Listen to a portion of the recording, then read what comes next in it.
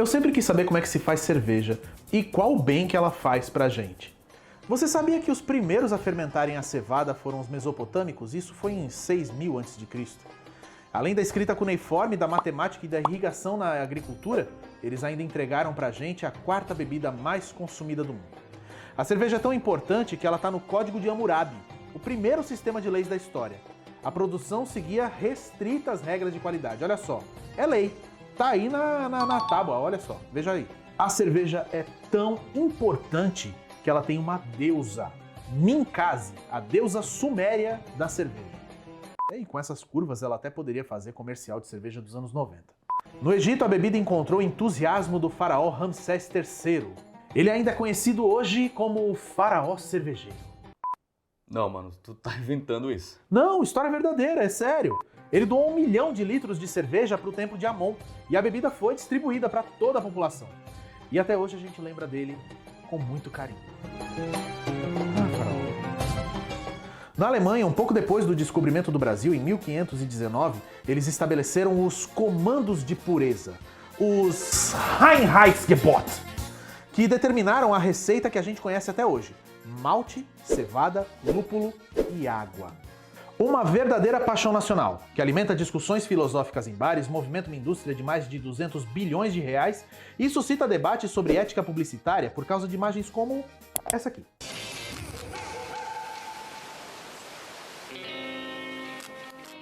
Mas foi na República Tcheca que se encontrou o ponto perfeito de equilíbrio entre leveza e amargor. Com o dourado do líquido e o branco da espuma descendo gelada, como o suave rio Moldava, nascendo nos bosques da Boêmia e atravessando o país para chegar às nossas mãos, a Pilsen, a cerveja mais consumida do mundo.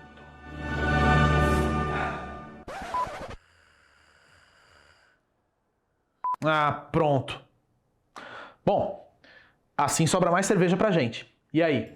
Também quer saber como é que se faz esse líquido precioso e quais os benefícios dele para a nossa saúde? Vem comigo, vamos descobrir.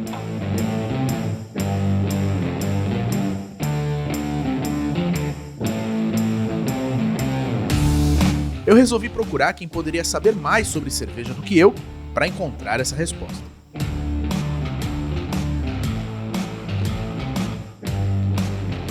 A Recizone foi fundada em 2018 por um grupo de 3 amigos aí que eram de Santa Catarina.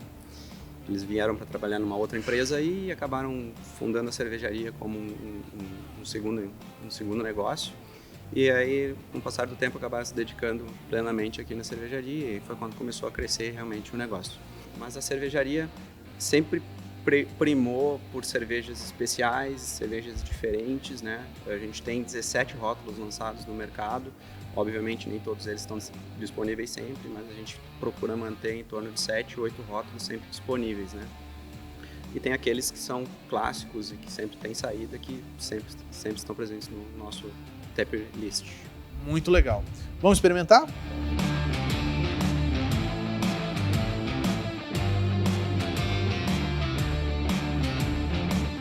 Como o Marcelo e o Ricardo me convidaram, na verdade eu me convidei para tomar cerveja, aí então a gente está aqui, eles estão mostrando aqui pra gente 4 rótulos e o Marcelo estava me explicando o lance da espuma. A espuma tem uma importância, não é para tomar sem. Não é para tomar sem, né? Me explica. A espuma é importante para manter o oxigênio longe do líquido, para não oxidar o líquido, né? Então, nas cervejas muito lupuladas, ela pode sofrer interferência do oxigênio e mudar um pouco o gosto da cerveja. Então, principalmente as amargas, né? As mais amargas. Então, o ideal é tomar sempre com um pouquinho de espuma, né? E a espuma não tá perdendo cerveja, é importante. Porque o pessoal acha às vezes, veio cheio de espuma, tá perdendo cerveja. Tô bebendo menos cerveja. Exatamente. Não, tá protegendo a cerveja que você tá bebendo. Se é o bebedor aquele que bebe tudo um gole só, tudo bem, né? É diferente. É diferente, mas geralmente a gente vai degustando. Cerveja artesanal tem essa diferença da tradicional, né? O pessoal bebe mais devagar para aproveitar um pouco mais os aromas e o gosto da cerveja. Muito bem, então vamos lá. Agora eu vou saber o que você tem para me oferecer aqui. Tá. Então eu trouxe, tu me falou que é do cara que gosta de cervejas mais leves. Eu sou mais das cervejas mais leves. Então eu trouxe as nossas leves para ti, né? Leves em que aspecto? No amargor, né? Sim. Porque, na verdade, todas elas têm mais ou menos a mesma quantidade de álcool, né? Casualmente, nós não pegamos nenhuma mais alcoólica, né? Mas o que é importante na hora de experimentar cerveja artesanal é subir o amargor, nunca fazer o contrário, nunca descer, né? Se começar pela mais amarga, tu vai... as suas papilas gustativas vão ser... Me fugiu a palavra. Prejudicadas, Elas vão aí você ser não vai conseguir... Saturadas. Pronto. Você vai saturar as suas papilas gustativas com o amargor, e aí a próxima cerveja, se ela for menos amarga, tu não vai sentir tanto aquele amargor, pode achar a cerveja um pouco doce, então não vai estar aproveitando a cerveja. Vai prejudicar a experiência. É a experiência. Então vamos a uma experiência mais plena. pro menos, tá? Então a primeira que você vai experimentar é a Weizen, cerveja de trigo, é a nossa menos amarga, tem 10 IBUs. Então vamos lá. É que nem a gente experimenta que nem vinho, você cheira a cerveja. Tem todo um... Tem todo um procedimento. O pessoal que curte, cheira, sente os aromas, bota um pouco na boca, mantém um pouco na boca para sentir alguns gostos.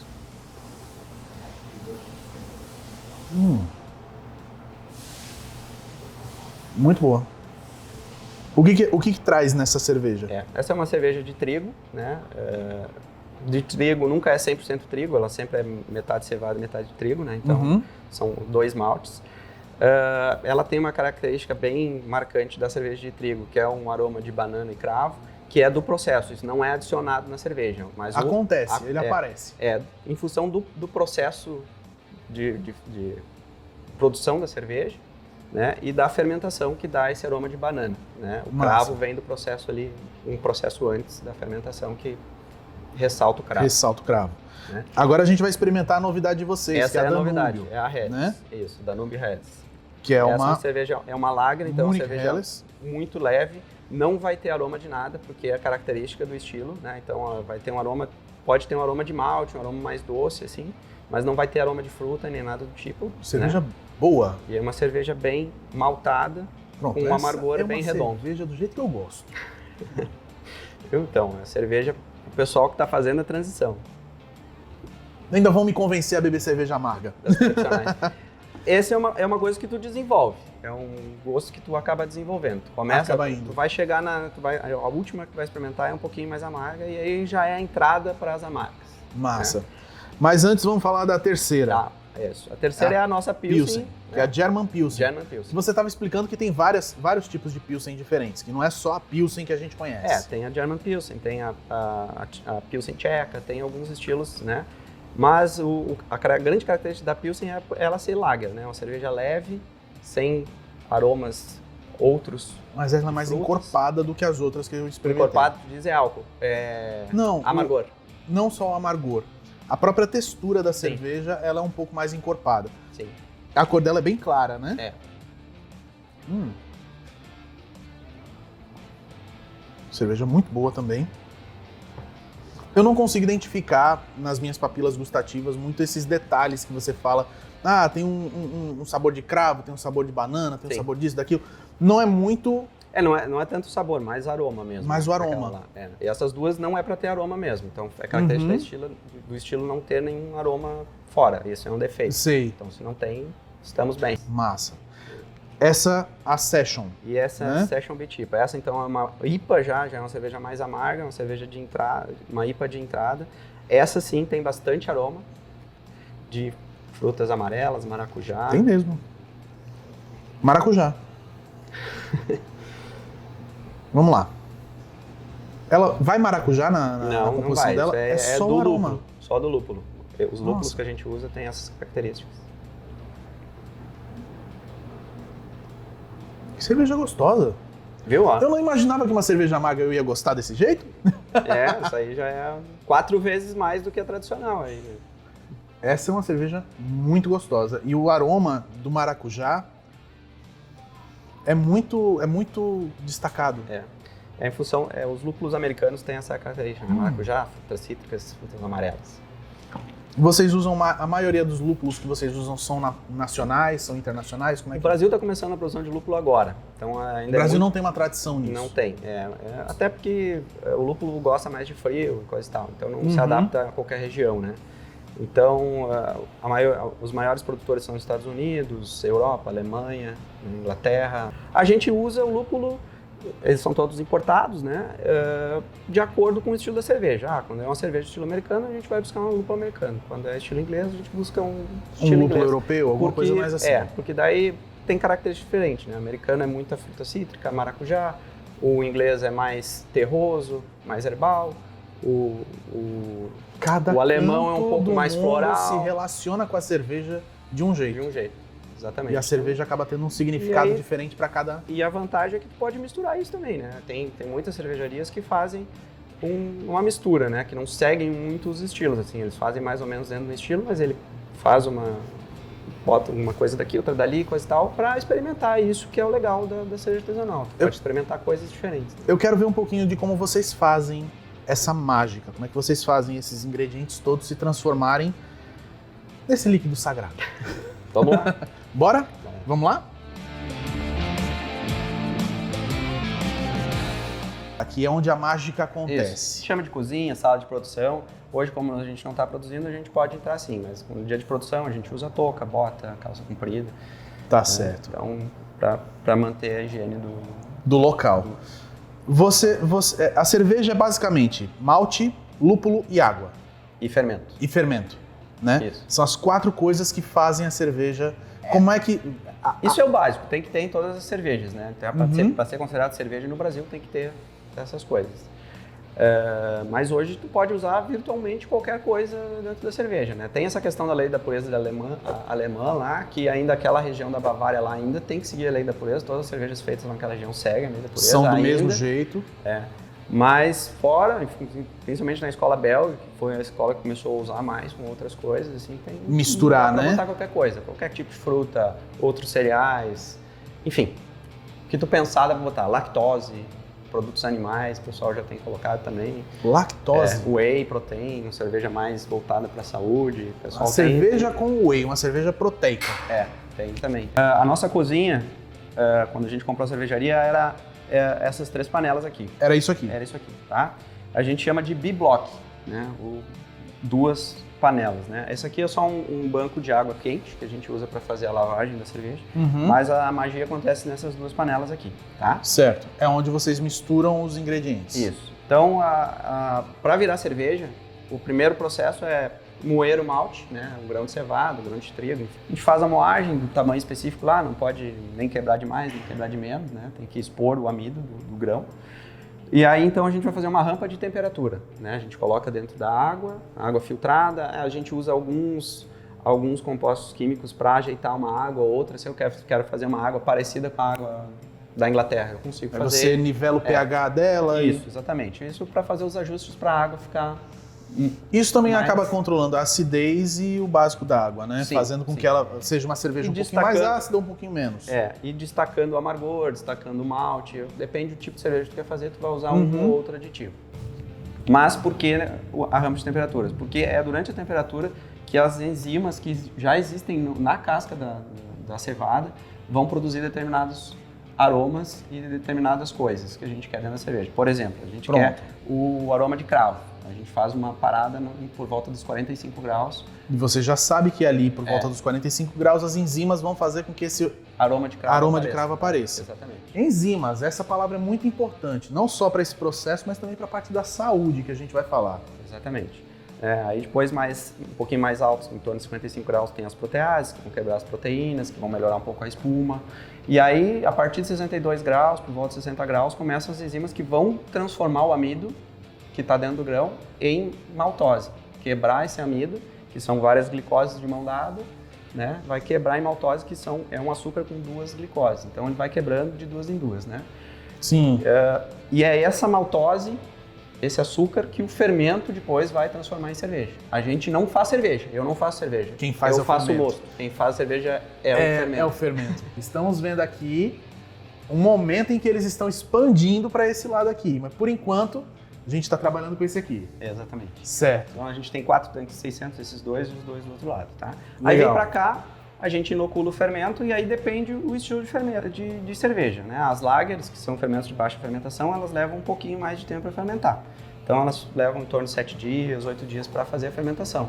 Mas a lager precisa um tempo de descanso grande depois. Vocês podem estar escutando, é o fermento, o airlock aí que está tá escapando o CO2 aí de dentro da fermentação, que nesse momento a gente quer... nesse momento essa aqui está fermentando.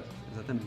A nossa Pilsen fica em torno de 20 dias para a gente tirar ela no final. Né? Ela aí fica fermenta, aqui. fica em 12 graus, aí sobe depois um pouquinho, aí depois cai, a gente baixa para perto de 0 grau aí, e aí tira o fermento e deixa ela parada por mais alguns dias aí para ela, que é o tempo de lager que a gente chama, que ela fica maturando. E aí daqui ela vai para o envasamento.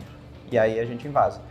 Ou a gente, às vezes, eu não invaso tudo de uma vez só, porque também não tenho essa demanda ainda e também não tenho quantidade de barris necessários, né? Então eu vou mantendo aí, porque ela fica refrigerada, né? Fica armazenada de forma correta.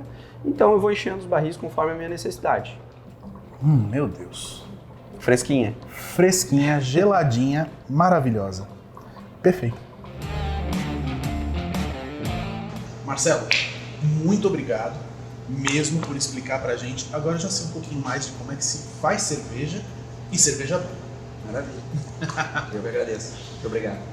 Olha só, a gente veio na Erstezone conhecer um pouquinho do processo de produção da cerveja, conhecemos alguns dos tipos de cerveja, algumas das famílias, né? IPA, Pilsen e tudo mais. E agora a gente vai saber exatamente quais são os benefícios e os malefícios que a cerveja faz para a sua saúde. Vem comigo? Aperta o play.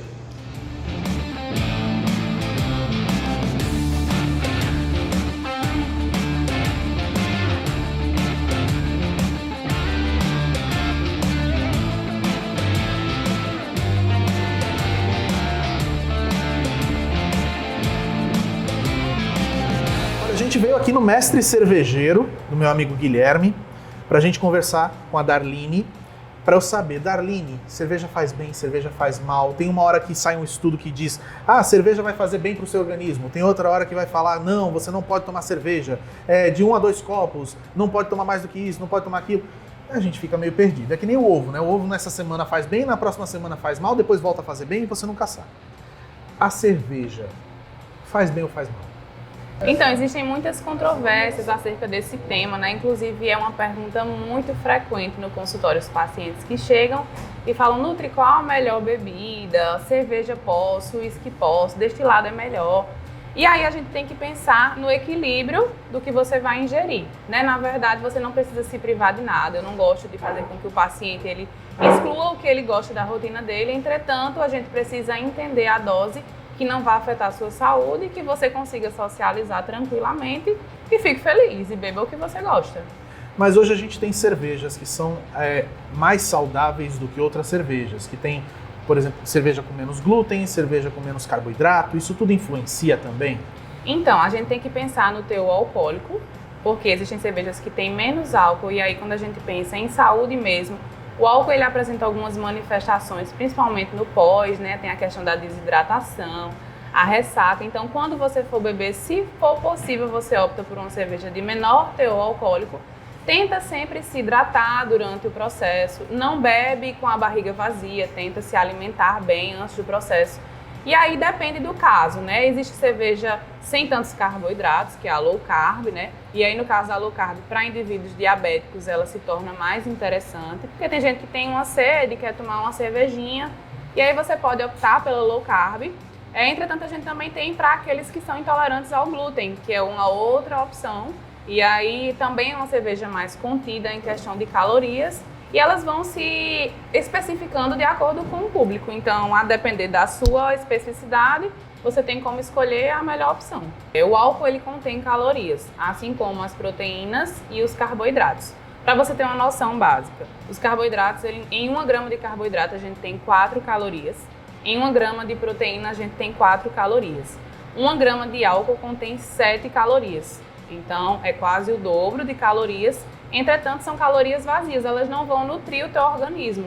Por isso a necessidade de controlar a ingesta de álcool. Além da toxicidade, quando a gente toma em excesso, também existe esse controle de calorias, principalmente para indivíduos que têm uma dieta com objetivo de emagrecimento ou com um cunho de hipertrofia, é importante que esse controle ele exista. O corpo desidratado, ele mesmo apresenta manifestações de defesa. Então, como forma rápida de fonte de energia, a gente tem muito mais rapidamente uma macarronada, um pão recheado, um hambúrguer, enfim. Muito carboidrato para dentro. Né? Exatamente, muito carboidrato para dentro para recuperar aquela energia que foi gasta no processo de digestão da bebida alcoólica e a desidratação que vem pós. Essa desidratação precisa ser combatida durante o próprio processo de consumo da bebida. Se você estiver bebendo a cerveja e alternando com água, por exemplo, você já tem uma quebra aí. Perfeito, né? Essa é a ideia principal. Assim, a base. Quer beber um pouquinho? Vai lá, você pode beber, é um momento de socialização, mas o importante é se alimente antes desse momento e, além disso, intercale o copo da bebida com um pouquinho de água também. A cerveja é basicamente malte, lúpulo e água, e fermento, né? O malte e o lúpulo são ricos em antioxidantes e outros componentes que são bastante benéficos para a gente, né? Sim, sim. Inclusive, as leveduras utilizadas no processo de fermentação da cerveja também funcionam até mesmo como probióticos no nosso organismo, que probióticos são basicamente bactérias que oferecem benefícios para a nossa flora intestinal. Então, dentro da quantidade de equilíbrio, também fornece benefícios para o indivíduo. Existem até alguns órgãos que trazem uma dose recomendada diária da bebida alcoólica, em específico a cerveja, e aí eles dividem por sexo. E aí, para homens, eles indicam 2 doses, mais ou menos, e para mulheres, 1 dose. A dose representa cerca de 350 ml, que é uma lata de cerveja ou uma long neck. E aí a diferença em quantidades por sexo é porque o homem ele possui mais enzimas capazes de metabolizar a bebida alcoólica se comparado à fisiologia do corpo da mulher. Ou seja, o homem tem mais possibilidade de consumir mais rápido e gastar mais rápido isso do que a mulher por conta da presença dessas enzimas. Não mais rápido, mas a capacidade dele em relação à quantidade é melhor quando a gente pensa na dose se comparado às mulheres. Então a dica é, pode beber, desde que com moderação. Exatamente. Ou seja, a dica que a gente sempre ouviu desde o começo da vida. Como tudo na vida, a gente está tratando de indivíduos saudáveis, então quando a gente pensa no processo saúde e socialização, você não precisa se privar. Entretanto, é bom que você escolha o momento adequado, que não seja algo frequente todos os dias, porque o álcool ele gera aquela necessidade, né? O seu corpo realmente pede a frequência, se você realmente alimenta isso. Então, um momento de descontração, um aniversário, um encontro da família, você não precisa se privar daquilo. Entretanto, opte pelo equilíbrio. Darline, é isso. Muito obrigado pela sua participação. Eu que agradeço. Agora vamos tomar uma cervejinha para dar um brinde. Pronto, eu já tenho até os protetores aqui. Tudo certo. Lucas já trouxe aqui as Obrigada. nossas cervejas. Muito obrigado. Uma London IPA bem suavezinha. Tintim. Obrigadão. E você que está em casa já sabe, cerveja faz bem para a saúde, desde que com equilíbrio e moderação. Não esquece disso não. Tintim.